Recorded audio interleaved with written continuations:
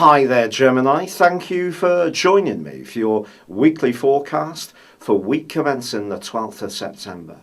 Your ruling planet Mercury continues to twist backwards in the most sensitive part of your scope, but it's an opportunity to rework things in terms of your home space, how you approach creating a routine, connect with people who are closest to you. But it goes alongside in the first half of this week the Sun, and when these two are conjunct or combust, they can actually create some fabulous insights. And you may come up with an idea that really can almost transform the organisation of your everyday living. It's also possible, if you're quite entrepreneurial, this could include creating a new structure where you can work part-time and start a small business of your own, or perhaps go into an enterprise on a full-time basis from the comfort of your abode. The one thing we don't want to be doing when the Sun and Mercury are so closely together is jumping too quickly to conclusions, which is possible, and Mercury in this location can be a bit defensive, and it's important therefore to just let our emotions wash round us. So don't be too mental in your approach to things. Hear things out and give yourself a little bit of wiggle room in terms to just reflect before you respond to any important strands. But this is a week when there's a sensational link between Mars and Uranus throughout the whole week. And for you, this could lead to some spectacular developments as far as your love life is concerned. But they may not necessarily be ones that you're expecting, because a degree of spontaneity is definitely to the fore.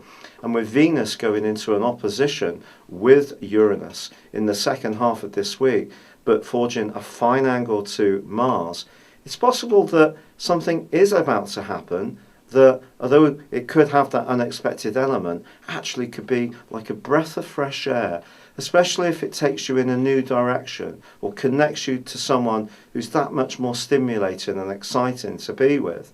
But I do feel for it to really work, however dashing, attractive, and even sexy you might think they are, with Mercury and the Sun side by side, it has to work at a more emotional level too. Then, of course, there is the lunar eclipse, which occurs on Friday. This lunar eclipse in Pisces, where Neptune continues to forge a mischievous right angle to Saturn in your sector of relating, suggests that work relationships haven't necessarily been all a stroll in the park, and particularly not since mid-May.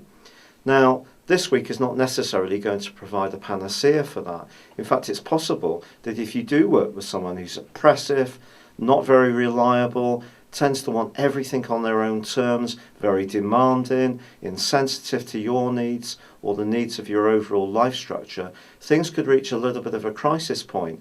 Or perhaps this is just a tale that's going to work out on a less personal level, but it's more about how you connect with an organisation or with your work in terms of how it feeds you as a human being, not just this week, but over the next 6 months, because that's how long this lunar eclipse is going to be providing a backdrop for.